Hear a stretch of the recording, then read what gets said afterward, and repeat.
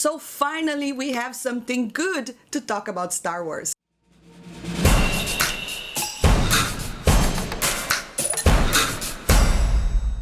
What's up, everybody? Today I'm here to talk about The Mandalorian, and I am quite excited.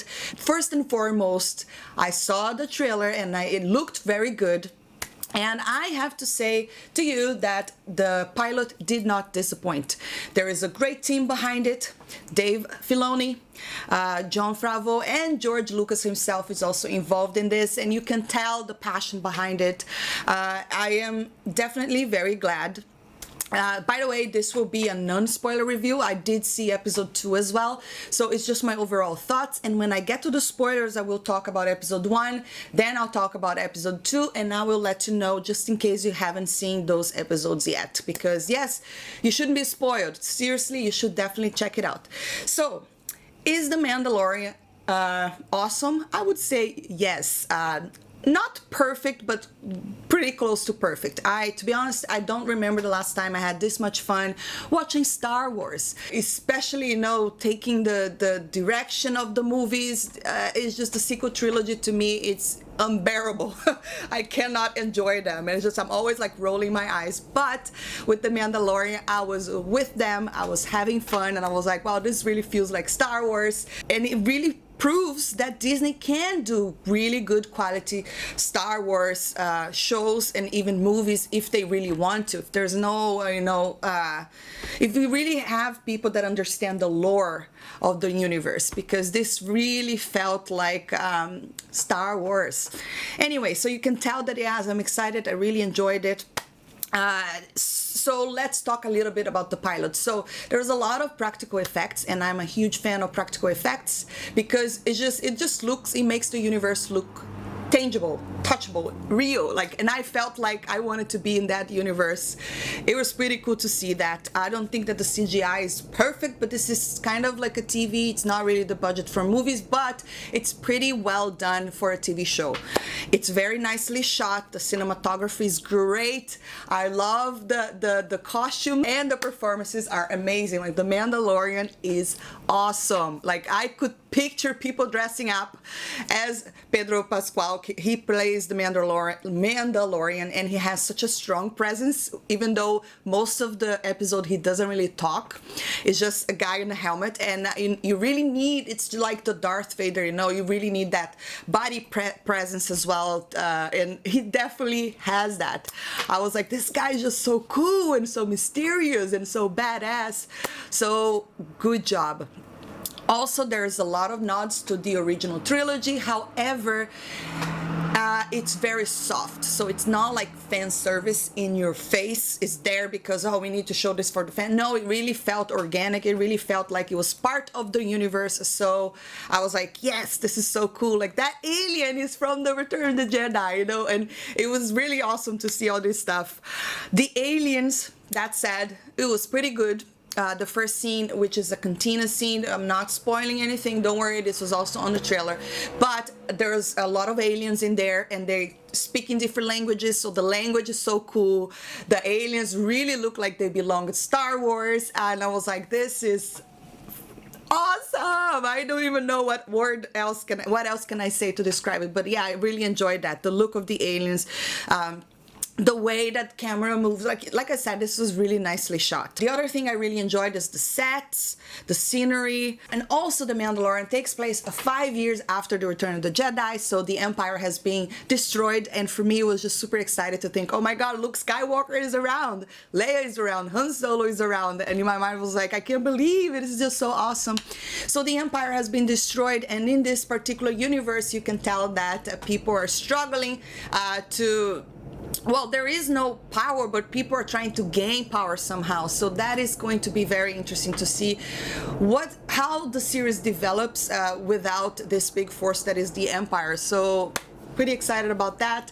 And in my mind I was like, I wonder what these characters are up to, you know, Luke, Leia, Han, what's going on right now. And I'm not even thinking about the secret trilogy. I'm just in my mind creating my own adventure here, what these beloved characters are doing. But anyways, I think the sets and the scenery are pretty good, amazing, very strong pilot. Now let's talk about episode 2. Again, no spoilers. I think episode 2 along with episode 1 continues very strong. I enjoyed the adventure of it, like the fact that it is still a simple story and it's still very character based. So it's all about this Mandalorian going in this mission and, you know, getting into trouble or not getting into trouble. And that is just amazing. Nothing really out of the ordinary happens. However, there are a few revelations that I kind of saw it coming, but at the same time, it wasn't like, oh, whatever, I already knew that. No, it was the way that it was reviewed. It was pretty cool to watch and exciting. So that's what this series is kind of invoking in me, excitement, which I haven't felt for Star Wars in a while. Like I don't feel nearly this excited for episode 9 as I feel to watching episode 3 of The Mandalorian. So to end my non-spoiler review over here, I would say you should definitely check it out. Even if you don't want to sign up for Disney Plus, you could wait the 7 weeks and stay away from spoilers and then sign up, watch all the episodes if you know, but it's definitely worth checking out. Or you can just sign up and watch it, and then if you don't like it, what you see on Disney Plus, you can just forget about it, unsubscribe. But yes, this really felt like Star Wars. You can see the passion behind it. I am super glad, and I really wish that, you know, people support this to show Disney, if you give us good things and, you know, good Star Wars, the fans will back you up.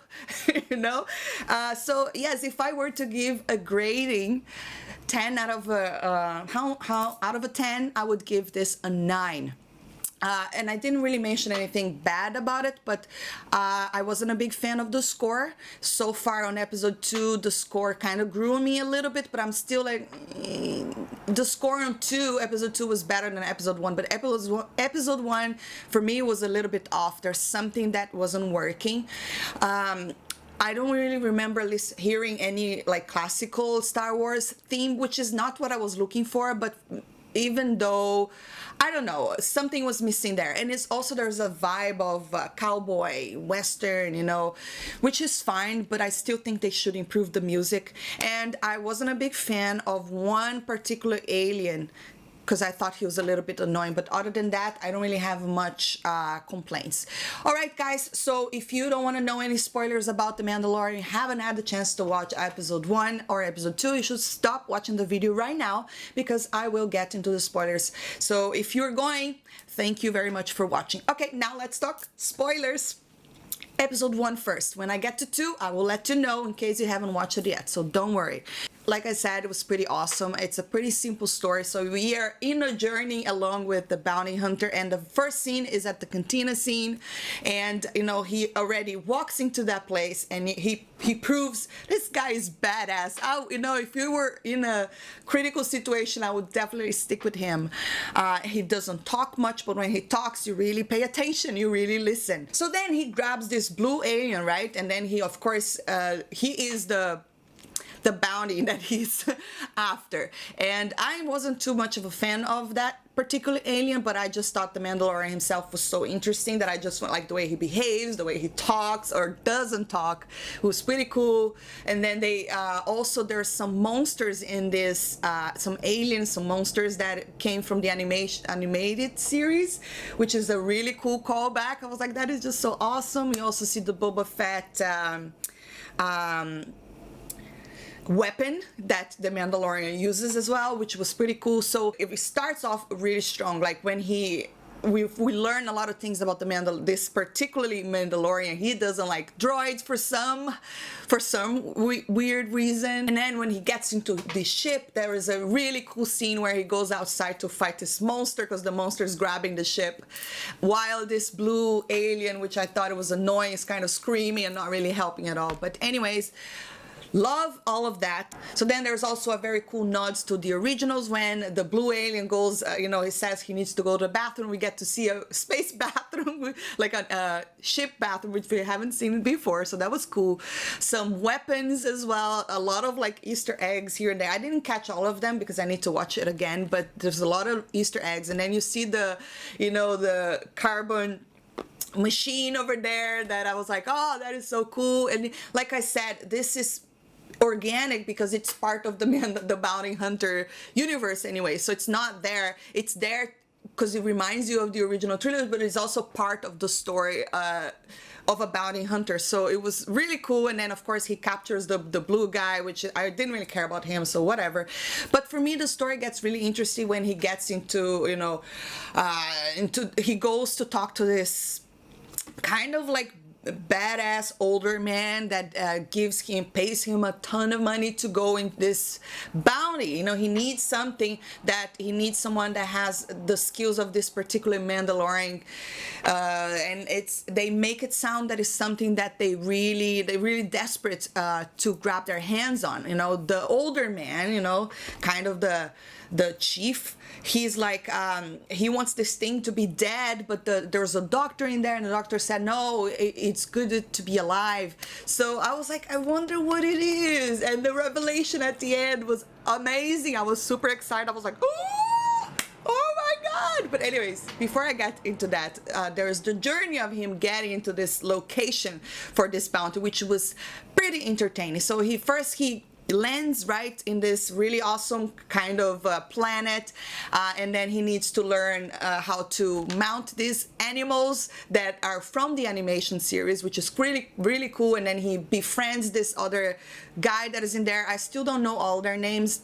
When I rewatch it, I should write them down. But and he makes a friendship with this guy, and the guy tells the Mandalorian, no, yeah, I will help you because I want this thing out of this planet, pretty much, because this thing that is here, it's causing problems. And then the Mandalorian gets to the location that he needs, you know, to grab his prize so he can get paid.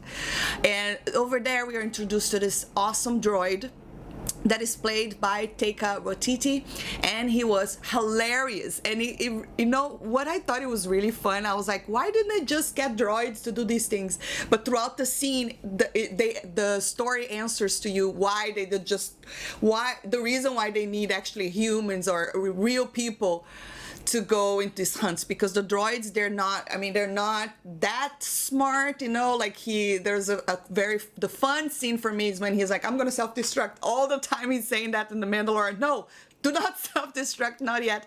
That was hilarious. I love the relationship of those two. And the way that the robot is also not that advanced, so he was making a lot of mistakes, and I was like, oh, so that's why they don't use droids all the time. It was hilarious. I really love it. There's this really like cowboy scene where he's just like shooting at everybody. Great action over there. And then he gets inside along with the droid, and what we see is a baby Yoda. And I was like, that is so exciting, because first and foremost, we know basically nothing about the species, Yoda species, right? We don't know anything. All we know is that Yoda is super powerful. And there's this cute little baby, and it was like, what? I thought this was supposed to be 50-year-old. So this is really cool because it reveals to us, so now we know that the species ages very slowly, and I was like, that is super cool. That is a very nice way to expand the universe. You know, it's something we were never told before. And could this be Baby Yoda? Could this be a clone of Yoda? It could be so many, like, what if it's a clone of Baby Yoda? You know, because there is a reason why people really want to get their hands on this thing. Are they scared of this thing for some reason? He's only like a baby. Why is it so hard to get their hands on him? And there's a really funny scene where the droid actually wants to kill Baby Yoda, but the bounty hunter just terminates the droids instead, and then he kind of takes this Baby Yoda, and I was like, there's just so much to explore here. I am hooked. Sign me up. Super happy, super strong pilot, and just the fact that he doesn't kill the Baby Yoda right away, it got me thinking, oh my god, I wonder if he's actually going to protect him. Or maybe not. We don't know yet. So yes, I am definitely super happy with this pilot. Now, I will be talking about episode 2. So if you haven't had a chance to watch it yet, stop watching the video right now and come back once you're done. Episode 2 continues on the same journey, and I thought it was awesome. It's a little bit shorter than the first one, but well, we get to see the Jawas. Is it the Jawas? I always get the names wrong, but anyways, and there was a pretty fun action scene where, you know, the Jawas are doing what they do. They steal the parts of the Mandalorian ship so he can't get away. So then he has to run after them to grab the parts back, and he kind of kills a bunch of them. And for me, it really felt like an Indiana Jones sequence, because even like there's parts where he's like hanging on to the Jawas truck, is it called a truck? And they're throwing things at him, and then there's like this big rock, and he kind of like has to, you know, escape from this rock so he doesn't die. So there is a very entertaining. I was like, oh my god, what's gonna happen? I love that scene. However, there is no way around it. The Jawas end up defeating the Mandalorian, right? And the Mandalorian has to go back and find a way to trade so he can get the parts back so he can move on. And the Jawas, well, at first he just wants to do it by force, but he can't. And his friend that he befriended on the other episode tells him, you were gonna have to trade with them. And what the Jawas want is this egg from this creature, and this creature is like kind of like a very untamed dinosaur. So there's an awesome scene over there where he's really struggling to, you know, this thing almost kills the Mandalorian, which is great. We don't want to I know that he's badass, but at the same time it's really nice to see that he's not all powerful and he needs help. And guess who helps him?